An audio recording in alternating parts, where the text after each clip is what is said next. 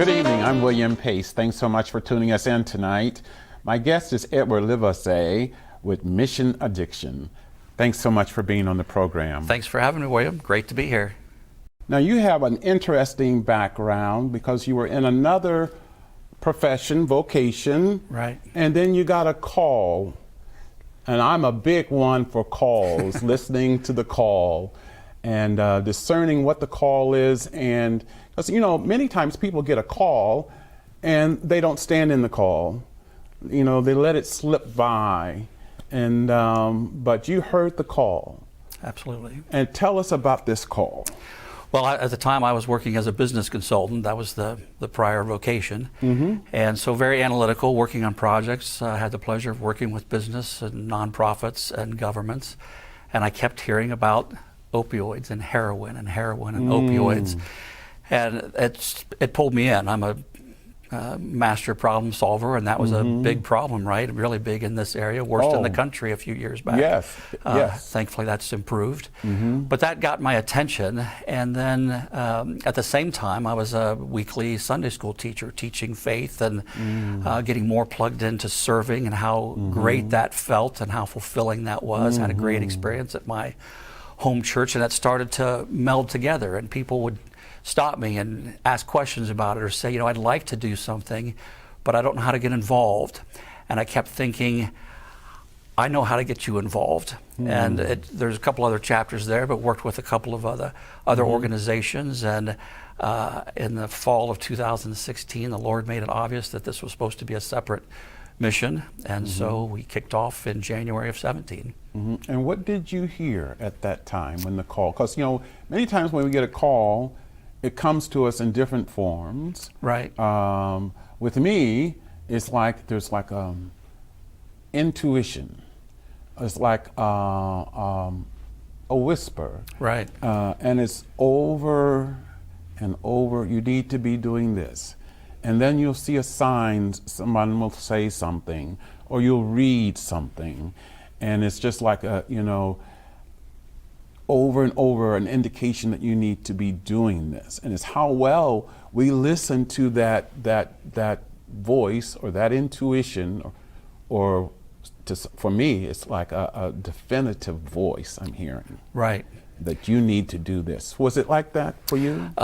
Several different pieces, and similar to that, yes. And we teach on that, and that's become part of our teaching. But one of the more obvious ones was a pastor, somebody that I had just met. Someone referred me to someone, and I told the story of where I'd been. And this was someone who was very prophetic. And he said something even on the phone before we met that just made me feel like, okay, he's serious, because he's just told me something that he would have no way of knowing. So we met, and I gave him a little bit of an introduction, and he kind of stopped at one point, and it felt like he was getting some things right then and there. And it was, Edward, he's telling me right now that you have been called to do this. He's telling me that you've been talking to the wrong people. He's telling me to, like, take your track shoes off, don't be on the fence on this anymore, and start walking this direction and do this. So that was pretty prophetic and amazing. But there was other things too. Something that happened in this daily devotional when I felt like I was at a crossroads, that felt like it was talking to me. It was reading a couple of classic books at the time that were really about, are you listening, and are you walking with God, and are you experiencing this? And it just really felt like one door was closing and this door was opening up. And it also felt like I had been in training. When I looked back, it was obvious that, okay, this happened and that was good, but why did that not take off? Or why was I just here for a short time? And it felt like I was in preparation mode, which is the way he works too, which is awesome. It really is, because sometimes you think, okay, is this what I'm supposed to be doing? And you can I always say God only gives you a certain portion of the picture at a time, just enough for you to, because if you got too much of the picture, you might not want to go. So he gives us just a little bit at a time that we can adjust to, and then we find out that there's more. The picture is bigger, and there's another part up here, down here, over there, and then you have a broader understanding of what the call is. Right. And so there's several indications, I say, to a call, and everything that we've done prepares us for the call to stand in. Yes, I can point back to childhood and say that was another step, and then this happened, and then I was led here, and what got me to that church, what got me to teaching. It was a lifelong process. Yes, It's beautiful. absolutely. So you heard the call about mission addiction. Now tell us, what is that?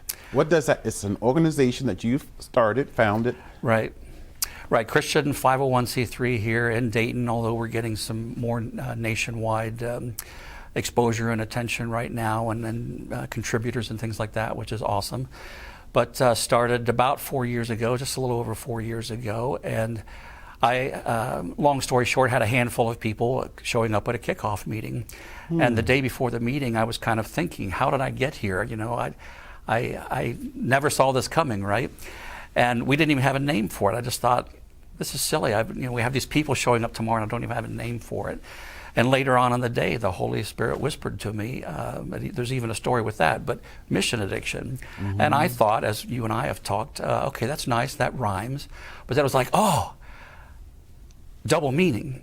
I'd been looking for something that might have had a double meaning. We're working on the problem of addiction, but we're also trying to help people develop a mission addiction, and an addiction to getting outside of ourselves and doing things for others, an addiction to doing things God's way instead of our own way.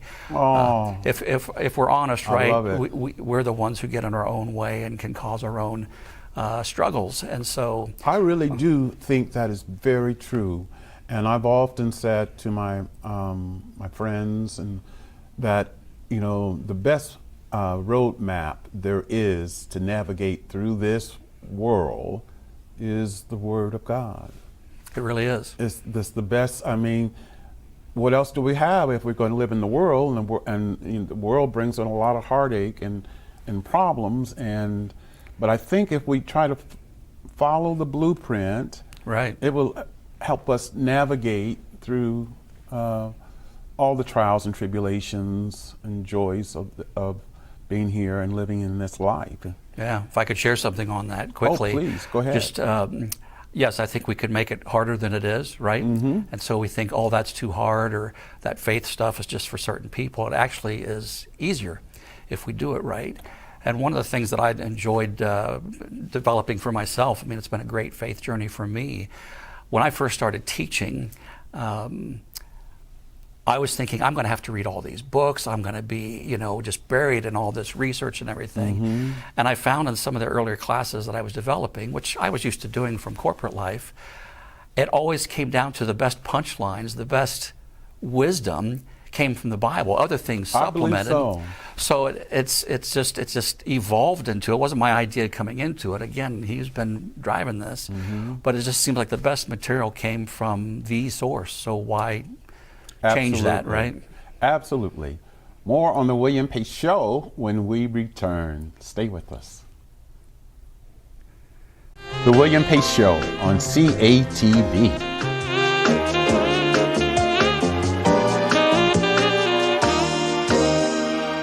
Good evening, I'm William Pace. Thanks so much for tuning us in tonight.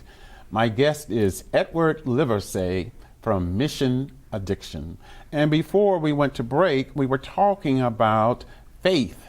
And I believe that in the midst of this pandemic that we're living in, if we don't count upon a higher power, a higher something, really, that's what is sustaining me in these times. These have been very difficult times for people to live in. And so it's our faith that is sustaining us in these times. And I would imagine, I want to hear more about the organization and the work that you do in this organization. Okay. So services that we provide include, we started off with a support meeting, just a weekly support meeting, open, so not just the people struggling with addiction, not just family members, anybody can join. Very early on, people noticed, anybody would benefit from this, and we agreed, and so it's always been open. So it's more of a life support meeting. But we then started offering navigation services as well. We have a prayer team, a little bit of grief support. We started adding coaching and mentoring to the table, and that's in any combination of clients. So certainly working with the individual, but a lot of times it's, well, my parents, or it's my son or daughter, or it's my significant other. And so to offer any level of support for any single, double, any combination is a big thing. We offer a deeper spiritual prayer session, which is biblical and very life-changing. It's faith-changing. It's just an amazing session. And when we think about problems such as these, COVID, or somebody who's been in heart addiction, anywhere on that spectrum, it can be physical, emotional, relational, spiritual, and we have to address all of those things. It's one of the things I noticed as a consultant coming into this is, where are all the organizations who deal with all four? And it's actually not that common. So we so do you're that. sort of unique in a way. Yes. And some of the people that have come, what issues have they had? The entire are gamut. They dealing with? Yeah, the entire gamut. We've had the people that have gone through heroin addiction and alcohol, certainly, a little bit of behavioral addictions, which could be food or sex or whatever. Certainly relationship issues. I mean, it's life, right? These are just part of the human existence. But we've had the situations where somebody's struggled with addiction and or incarceration for decades. But then we've had teenagers or family members that are fairly new at it, and we want to do more and more with prevention and early intervention type work as well. What I'm hearing that I like, and this is something I've said so many times to other people, and the reason I use scriptures a lot in my conversations with people is because I grew up in the church, singing in the church, so that was just a way of life for me. But for so many people that come from homes, single family homes, right, or homes where there's abuse in the home, and it's hard for me to imagine not having a Bible in the home. But there are many people that don't have a Bible in the home, so they don't know what God can do. Right. They don't know what faith can do. Right, you're exactly right. They don't know. And I figure the reason why I recite scriptures, sometimes it's such a part of me, I'm just reciting it, but I keep thinking that if people hear that, they may not believe it, they may not know anything about it, but it's in them. There's power. There's power in it. It's in them. And I believe that, I think many times the people that are in prison, they didn't know God. They didn't know a higher power. They didn't know faith. They didn't know, even if they didn't know that, they didn't even know, well, just let it go. It's not worth it. Right. You see? And rather than processing it, maybe, rather than working through. And so something gets buried down, or I can't cope with it, or I need to escape from it. Or I have a negative outlook because I don't have the joy and the peace that comes from that. So there is strength, joy comes in the morning, all of that, look not to thine own understanding about, and I've gotten to the point I don't look in my understanding about anything or anyone else's. Takes the pressure off. Yeah, and trust in faith, with, as I say, with zero doubt. You just simply have faith, you trust, you believe that it's going to work out. And so do you give people that come to your organization these tools? Yes. That's wonderful. So our flagship program is called the MAP for Healing and Recovery. And so that is a culmination of the teaching and the coaching and some tutoring that goes along with that, working with the family. It's the physical, emotional, relational, spiritual, life purpose, volunteer opportunities, et cetera, to get outside yourself and turn around and help the person that's behind you or beside you.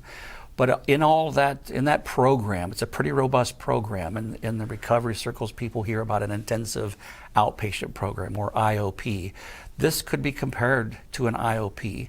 This is something that's going to cover someone who's in recovery, but somebody who's not impacted by addiction.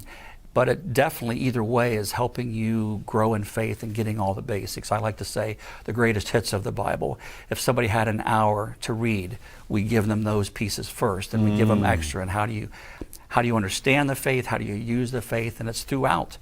One of my favorite quotes, we were talking about anxiety in one of the modules, and a lady said, there's even scripture about my anxiety. Who knew?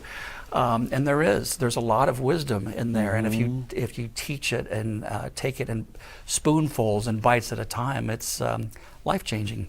So yes, it's in there. And part of what's happening right now with the way we're growing, and honestly, as a result of COVID, we've had this wave of volunteers coming from all over the country, 18 states and 5 time zones in the last year. And it's been a great a growth story for us, even amongst this pandemic. But what I see happening is young people especially like this idea of, I can get healing from this program. I can give back and help somebody while I'm in this program, kind of like a field church, a mission church. And I can grow in faith while I'm doing it. Gosh. And we've got this 3-way. You got the best of everything. I think I mean, I wish I would have come up with it, but it was his idea, and we're just trying to follow it and make it happen. There's more to come on the William Pace Show. Stay with us. They do things that they don't do on Broadway. Good evening, I'm William Pace. Thanks so much for tuning us in. I'm talking with Edward Livesay with Mission Addiction. And before we went to break, we were talking about people helping, and what you say those people helping are angels, the volunteers that come to Mission Addiction, that they're sort of like angels in the mist. I like that term. Yes, is the short answer. And I also think they're angels in training. I love it. How about that? I love it. Angels in training. I love it.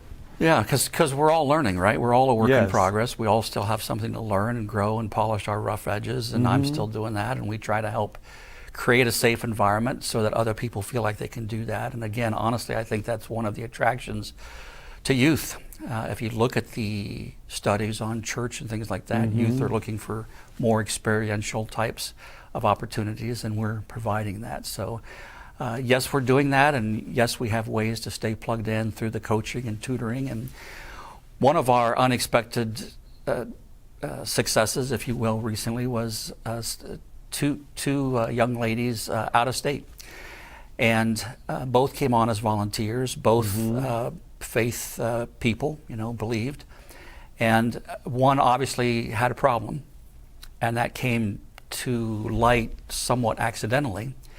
But the second one was one of the angels in training, if you will, on the coaching team, and very gifted in this way, very good listener. And we connected the dots. And as fate would have it, in addition, they were also from the same cultural background, same ethnic background. Wow. And so it was just such a natural fit. And so the coaching student wants to get better at coaching and counseling for her career as a master's student. The other was a high school student who was looking for somebody else to talk to, and parents really couldn't afford outside type services. So here's this natural situation where, hey, I want to volunteer, but again, I'm getting help and I'm getting healing while I'm doing it, and I'm talking with a peer, somebody my age, and a that double kind of thing. blessing. Right, just great. And we didn't plan that, right? I mean, it was technically part of a pilot program to help connect youth to youth, and that, which we're still in the process of developing, but it's awesome. Wonderful. So for volunteers or people listening to the program tonight, Right. If they would like to be a volunteer, how would they go about contacting you? The easiest way would be to go to our website, www.mission-addiction.org. Remember the hyphen in between there. And go to our volunteer page, or get involved page, I guess it says. And then underneath that is volunteering. And then there's a section about how you can apply, turn in a little application. We are extremely flexible. We've had contributors from age 6 up to age 80 in our organization, which is awesome. But we do informal experiences for students from 8th grade up to PhD. But we've also done very formal internships too, where they're being monitored, and we report to the college and give formal evaluations. So they can do an internship into the program. Absolutely, absolutely. And receive college credit for it. Yes, absolutely. Don't have paid internships right now, so if people are looking for paid internships, I'm sorry for now. That could be a funding request. But let's talk about the funding then. If someone's out there listening tonight and would like to contribute or financially support the organization and to help it to grow, how would they contact you? Again, the contact information I think is probably on the screen, Yes. and we do have a tab on our website about donating, and so there's a description there, a couple of different ways to do that and where to send in funds. I'd also like to put in a plug though. One of the things I've learned from nonprofit work is that people, I think, often feel like one thing is they're going to rope me into my time and I'm going to be overcommitted. We're not about overcommitment. That's not biblical for one thing. Time is one way you can contribute. And other people think, oh, they're just going to ask for money. It's not that, and we're not some big hefty bureaucratic organization. We're very grassroots and like that idea, like the idea that we're going to go as lean as we can and show what God can do in this as opposed to asking for a huge grant type of thing. But people often forget we can always use prayers. We can always use your expertise. You know, you might know something that we need to understand. We could have one meeting and you'd be helping us, and you might think, well, that's not volunteering. It is to me. It is to him. Yes. So let's treat it that way. And then the last one is who you know. So like the person who introduced us, it's about who you know, an ambassador and networking and just making those connections. So it's really, in my book at least, there's 5 different ways you can contribute. Yes, we could use financial contributions, and the most logical one that the website talks about is sponsoring somebody through that MAP for Healing and Recovery program. Some people who come through it cannot make that contribution. Some make it later. We're very flexible, but still to sponsor somebody through that program would be good. And that's a very small way to give back to the organization as well, to help us recover expenses and things. That is wonderful. I'm excited about this program. Thanks. Really, I am. I want to know about the upcoming events. Or is there any programs or special events that are going to be happening in the next month or 2? Well, we're planning some things. One of the neat things that's happened in the last 6 months or so is that we're building a diversity, equity, and inclusion department. Wow. We believe that we need more unity in this world, right? Too much division for my taste and a lot of others, I think, most of the younger generations. And so we do have a fairly informal event coming up on March 9th. It's really just part of our normal Lighthouse support meeting, Tuesday night, March 9th, 7 to 8:30 p.m. So that would be a way to come and check us out and participate. Another thing I wondered about, and you can see it on the website, if you go into our services, you'll see the aftercare program. But if somebody wants to know more about that program, certainly sign up or reserve a seat there. But we typically start up a program in January, go January to August, then we go September to May. We will do other programs as people would like to get involved. So we'll come up for air a little bit for April, or we could do maybe a shorter summer school session if somebody would want to, quicker paced type of thing and shorter duration.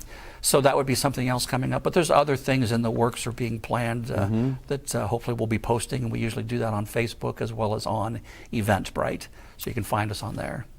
Well, thank you so much for being on the program. Total pleasure. Thank you for so having much. me.